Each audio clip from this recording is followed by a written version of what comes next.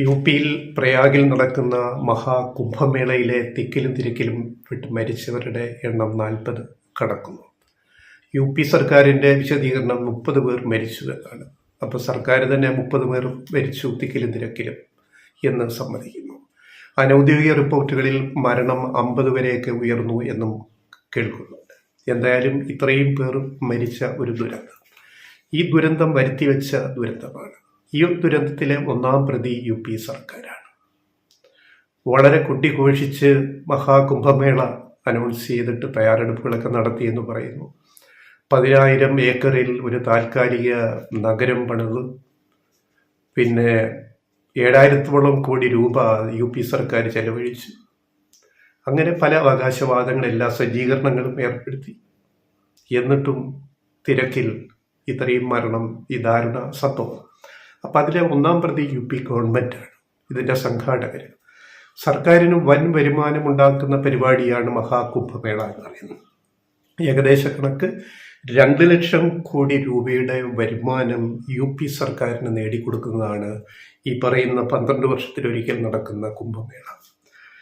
അർദ്ധ കുംഭമേള 6 വർഷത്തിലൊരിക്കലും, മഹാകുംഭമേള 144 വർഷം കൂടുമ്പോഴുമാണ് നടക്കുന്നത്. അപ്പോൾ ഇത്രയും വലിയ ഒരു ജനസമൂഹം വരുന്ന ലോകത്തെ ഏറ്റവും വലിയ തീർത്ഥാടന സംഗമ കേന്ദ്രം എന്നാണ് കുംഭമേളയെ പറ്റി പറയുന്നത്. പക്ഷേ തള്ളിലും കുറവില്ലായിരുന്നു.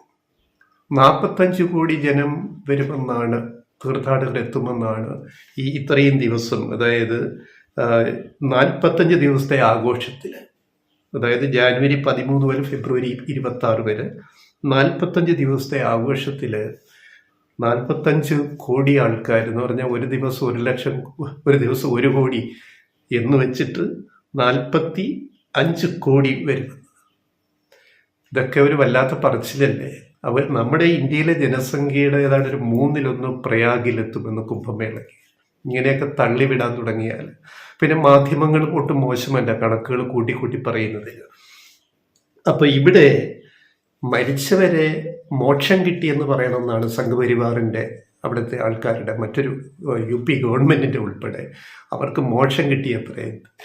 തയ്യാറെടുപ്പില്ലാതെ തിക്കിലും തിരക്കിലും ആൾക്കാർ ബുദ്ധിമുട്ടി മരിച്ചതിന് അത് മോക്ഷം കിട്ടിയതാ എന്ന് പറയുന്നത്. ഇനിയിപ്പം മാധ്യമങ്ങളിൽ ആ വാക്ക് ഉപയോഗിക്കാൻ പറ്റൂ എന്നൊക്കെ പറഞ്ഞു കഴിഞ്ഞാൽ നമ്മൾ കുടിക്കുന്നത് തന്നെ. മരിച്ചു, 40 പേർ മരിച്ചു എന്ന് പറയാൻ പാടില്ല വാർത്തയിലൊന്നും. എന്നിനി നാളെ പുതിയ ഇത് വരും, അവർക്ക് മോക്ഷം കിട്ടിയെന്ന് പത്രവാർത്ത കൊടുക്കാൻ പറ്റൂ, അല്ലെ മാധ്യമങ്ങൾ പറയാൻ പറ്റൂ എന്നൊക്കെയാവും കാര്യങ്ങൾ. പണ്ട് ശബരിമലയെ പറ്റി തള്ളിൻ്റെ കാര്യം, തിരക്കിൻ്റെ കാര്യം പറഞ്ഞു അതിപ്പോൾ കുറഞ്ഞു. കാരണം ഇത്തവണ മകരവിളക്ക് സീസണിൽ ശബരിമലയിൽ വന്നുപോയവരുടെ കൃത്യക്കണക്ക്, വിർച്വൽ ക്യൂവും സ്പോട്ട് ബുക്കിങ്ങും വഴിയെല്ലാം കൃത്യക്കണക്ക് 50 ലക്ഷത്തോളം തീർത്ഥാടകരാണ് മകരവിളക്ക്, മണ്ഡല മകരവിളക്ക് കാലത്ത് ശബരിമലയിൽ വന്നത്. അതേസമയം മുമ്പൊക്കെ മാധ്യമ റിപ്പോർട്ട് ശബരിമലയിൽ 2 കോടി ആദ്യം, പിന്നെ 3 കോടി, പിന്നെ 3.5 കോടി, പിന്നെ 4 കോടി വരെ എത്തിച്ചു മാധ്യമ റിപ്പോർട്ടിങ്ങിലൂടെ പറഞ്ഞ് പെരുപ്പിച്ച്. ഇപ്പം എന്തായി? 1/2 കോടി ജനങ്ങളാണ് ഒരു സീസണിൽ ശബരിമലയിൽ വന്നു പോയതെന്ന് കൃത്യ കണക്ക് ഈ ബുക്കിങ്ങിലൂടെ വന്നുപോയുണ്ട്. ഓരോ ദിവസവും വന്ന് കയറി പോകുന്ന ആൾക്കാരുടെ കാര്യങ്ങൾ, തീർത്ഥാടകരുടെയൊക്കെ കൃത്യമായ കണക്ക് ലഭ്യമായപ്പോൾ ഇപ്പം മറ്റ് അവകാശവാദങ്ങളില്ല.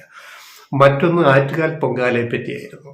ആദ്യം 10 ലക്ഷം, പിന്നെ 15 ലക്ഷം, പിന്നെ 25 ലക്ഷം, പിന്നെ 40 ലക്ഷം പേരൊക്കെ പങ്കെടുക്കുന്ന ലോകത്തെ ഏറ്റവും വലിയ സ്ത്രീ സംഗമമാണ് അത്രയേ ആറ്റുകാൽ. ഇത്ര പെരുപ്പിച്ച് നോക്കി പിന്നെ അതിൻ്റെ യഥാർത്ഥ കണക്ക് നോക്കുമ്പോൾ 1-2 ലക്ഷം പേരാണ് ആറ്റുകാൽ പങ്കെടുക്കുന്നത്. അതാണ് നമ്മൾ 45 ലക്ഷം ആക്കുന്നത്. അതിൽ കുംഭമേള നമ്മൾ 45 കോടിയാക്കിയിരിക്കുകയാണ്. ശബരിമലയിൽ താനിപ്പോൾ ഈ കൃത്യ കണക്കുള്ളത് കൊണ്ട് ആർക്കും ഈ പറഞ്ഞു പറ്റിക്കാൻ സാധിക്കത്തില്ല. അപ്പം ഇതൊക്കെ ആഘോഷങ്ങൾ നടക്കട്ടെ, നമ്മളതിനൊന്നും എതിരല്ല. പക്ഷേ ഇതിനെയൊക്കെ ഇങ്ങനെ പെരുപ്പിച്ച് അതിനൊരു ഹൈപ്പ് ഉണ്ടാക്കിയിട്ട് വലിയൊരു ജനക്കൂട്ടത്തെ ഒരിടത്ത് വിളിച്ചു വരുത്തിയിട്ട് അവർക്ക് സംവിധാനങ്ങൾ ഏർപ്പെടുത്താതെ അവിടെ സ്റ്റംപേഡ് അല്ലെങ്കിൽ ഉന്തും തള്ളും ജനത്തിരക്ക് മൂലം അപകടങ്ങൾ ഉണ്ടാക്കുന്ന ഒരു തലത്തിലേക്ക് കാര്യങ്ങൾ പോയി കഴിഞ്ഞാൽ, അവിടെയാണ് നമ്മൾ പണ്ട് ശബരിമലയിലെ പുൽമേട് ദുരന്തം, ഒട്ടേറെ തീർത്ഥാടകർ മരിച്ച പുല്ലുമേട് ദുരന്തത്തിന് ശേഷം ശബരിമലയിൽ വളരെ ശാസ്ത്രീയമായ പല മാറ്റങ്ങളും കൊണ്ടുവന്ന് തിരക്ക് നിയന്ത്രിക്കാനും ക്രൗഡ് കൺട്രോൾ അല്ലെ തിരക്കിനെ നിയന്ത്രിക്കാൻ ഉപയോഗിക്കുന്ന ആ ഒരു പ്രയോഗം പറയുകയാണെങ്കിൽ അങ്ങനെ വളരെ ശാസ്ത്രീയമായിട്ട് വന്നു എന്നാണ് ശബരിമലയിൽ ഇപ്പോഴും ഇത്തവണ ഏറ്റവും ഒരു പരാതിയുമില്ലാത്ത ഏറ്റവും കുറ്റമറ്റ തീർത്ഥാടന കാലം അവിടെ ഒരുക്കാൻ കഴിഞ്ഞത്. അതിന് നേതൃത്വം കൊടുക്കുന്ന ഒരു സർക്കാരും അതിനുള്ള പോലീസ് സംവിധാനവും അതുപോലെ ദേവസ്വം ബോർഡിന്റെ സംവിധാനവും ഒക്കെ ഉള്ളത് കൊണ്ടാണ്. അപ്പോൾ ഒരു മഹാസംഗമം അല്ലെ ധാരാളം ജനങ്ങൾ തടിച്ചുകൂടുന്ന ഒരു വലിയ പരിപാടി സർക്കാർ മുൻകൈയെടുത്ത് സംഘടിപ്പിക്കുമ്പോൾ അതിനകത്ത് ഈ 7,000 കോടി ചെലവാക്കി എന്നൊക്കെ പറയുമ്പോൾ സർക്കാരിന് വൻ വരുമാനം ഉണ്ടാകുന്ന പരിപാടിയാണ്. പക്ഷേ ഈ തയ്യാറെടുപ്പുകൾ എവിടെ പോയി?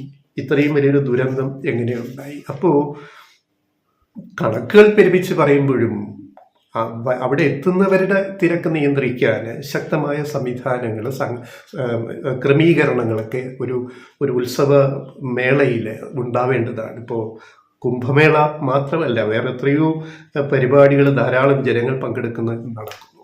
അപ്പോൾ ഈ പറയുന്ന കണക്കും ഈ പറയുന്ന സംഭവിച്ചതും കൂടെ ചേർത്ത് വായിക്കുമ്പോഴേ ഹൈപ്പ് ഉണ്ടാക്കാൻ UP ഗവൺമെൻറ്റും ശ്രമിച്ചു എന്നുള്ളതാണ്.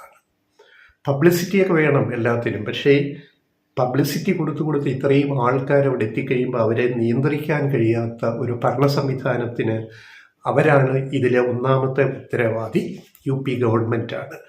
അപ്പോൾ ഇത് മോക്ഷമാണെന്ന് പറയുന്നത് പണ്ട് ശബരിമലയിൽ പണ്ട് വനം മാത്രമായ കാലത്ത് ശബരിമലയിൽ പോയിട്ട് വരുമ്പോൾ ചിലരെ കടുവ പിടിച്ചിട്ടുണ്ട്, പുലി പിടിച്ചിട്ടുണ്ട്.